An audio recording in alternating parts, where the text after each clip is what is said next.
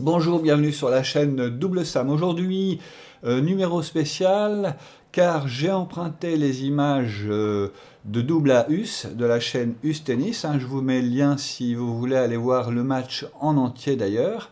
C'est un exercice que l'on avait déjà fait, pour ceux qui s'en souviennent, avec Bastien de la chaîne Amorti Rétro. L'idée étant de vérifier en montant de niveau si les principes restent valables. Question niveau, précisément par rapport à un match, ça monte un peu. On s'approche de la deuxième série, forcément ça joue un peu mieux.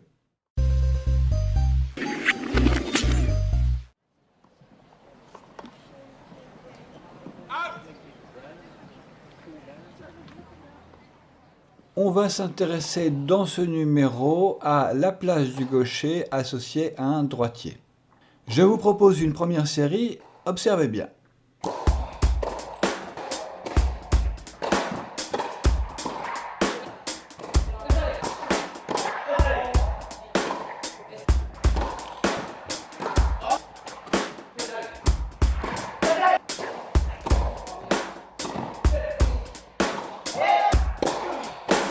Alors, est-ce que ça vous parle? Est-ce que vous avez remarqué quelque chose? Bon, allez, tout de suite, une seconde série sur le même principe de montage rapide.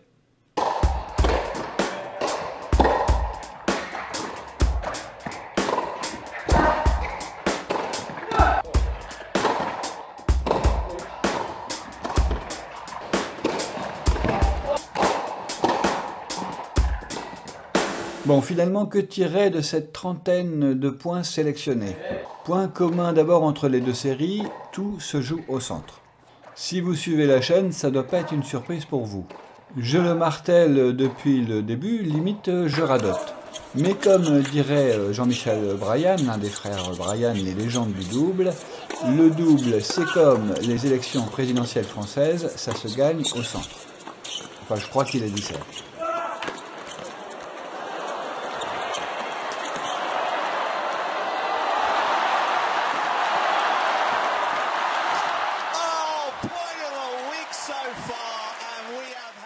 Deuxième point commun entre les deux séries, ce sont toutes des volées qui vont conclure le point, volées faites en plus par des très bons joueurs. La première série, on ne voit que des volées de revers, et la deuxième série, des coups droits. Première série, que des points perdus, deuxième série, que des points gagnés. Là non plus, ce n'est pas un scoop, 95% des joueurs ont une volée de coups droits plus efficace.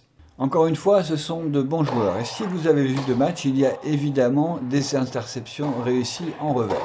Mais ce qui nous intéresse ici, sur cette chaîne, c'est de noter ce qui marche la plupart du temps. Et on peut conclure qu'avoir donc son coup droit au milieu est très certainement une bonne idée. Et un gaucher et un droitier associés ensemble ont la chance de pouvoir mettre leurs deux coups droits au milieu. Allez, comparons maintenant les différents cas de figure en s'arrêtant sur quelques points. On commence par la diago-égalité avec les gauchers à gauche, les droitiers à droite.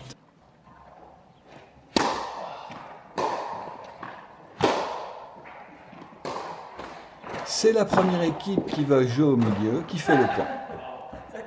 Toujours dans cette diago-égalité, cette fois le gaucher côté caméra joue à droite. Du coup son partenaire au filet a son coup droit au milieu et on voit donc qu'il se montre plus entreprenant.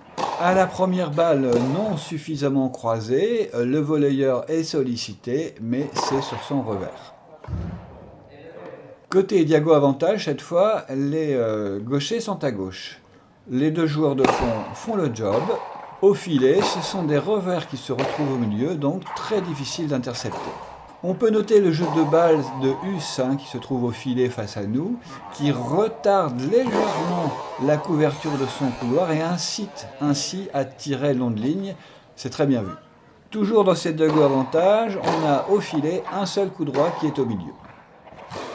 La diago est bien tenue et c'est ce coup droit qui fait la différence. Côté avantage encore, la diago est entre un droitier et un gaucher. On peut choisir en début de partie, pour un droitier, de jouer à droite afin de ne pas être pilonné sur son revers.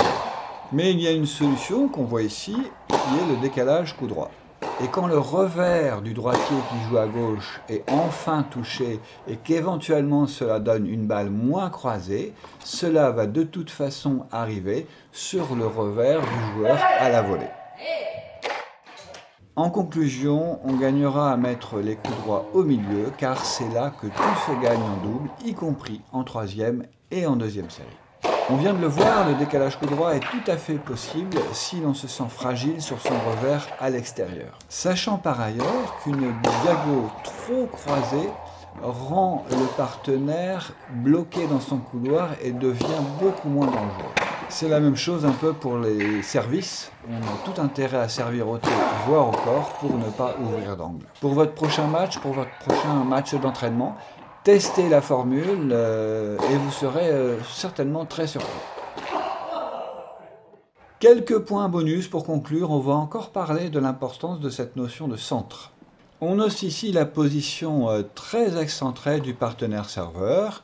Ça peut être une ruse afin de laisser penser au relanceur qu'il a tout l'espace pour retourner.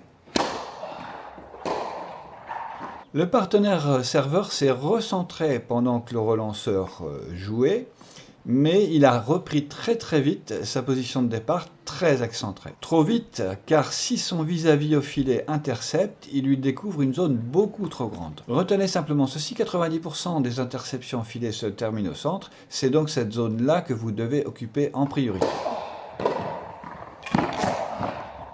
Même schéma sur l'autre diago, le partenaire serveur est quasiment dans le couloir. Visuellement, pour le relanceur, c'est très confortable. Le partenaire serveur s'est recentré en suivant la balle. Mais hélas, il est reparti dans son couloir avant même de voir si son vis-à-vis allait intercepter au filet, et il ouvre ainsi tout le court. Couvrir son couloir est indispensable avec une diago très croisée. Mais il faut se souvenir que vous avez malgré tout une moitié de terrain à couvrir. À partir de 4 ou 5 trouages, on pourra commencer à y réfléchir, mais en attendant, continuez à vous montrer menaçant au centre. Surtout comme ici, si c'est sur votre coup droit. On voit sur cette image arrêtée que la balle est tout à fait interceptable par un volleyeur beaucoup plus centré dans sa position. L'interception n'est certes pas simple, mais tout le court est ouvert. Le partenaire serveur est excentré encore une fois, mais on a vu que ça pouvait être une ruse, se planquer pour mieux surgir. À noter la position très centrée du partenaire relanceur, c'est quelque chose qui est souvent très apprécié du relanceur, qui se sent ainsi plus en confort, on fait corps avec son partenaire. Le serveur a servi au corps, son partenaire a décidé d'intercepter, il commence son déplacement pendant que le relanceur joue. Malgré qu'il soit sur sa volée de revers, il a décidé d'intercepter. C'est très bien vu.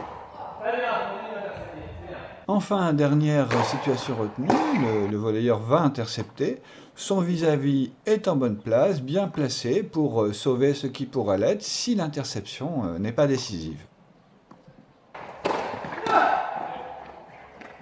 Le volleyeur, lobé, doit coulisser pour couvrir la partie du terrain laissée libre par son partenaire. Mais s'il n'a pas le temps, car le lob n'est pas très haut, il est impératif qu'il se baisse pour laisser à son partenaire tous les choix possibles quant à la zone qu'il souhaite jouer.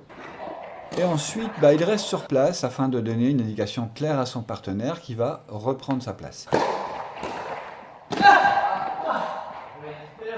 Voilà, dites-moi en commentaire si ça vous a plu, si vous avez appris des choses. Encore merci à Us de la chaîne Us Tennis de m'avoir confié ces images. Et puis vous pouvez aller visiter sa chaîne YouTube, bien entendu.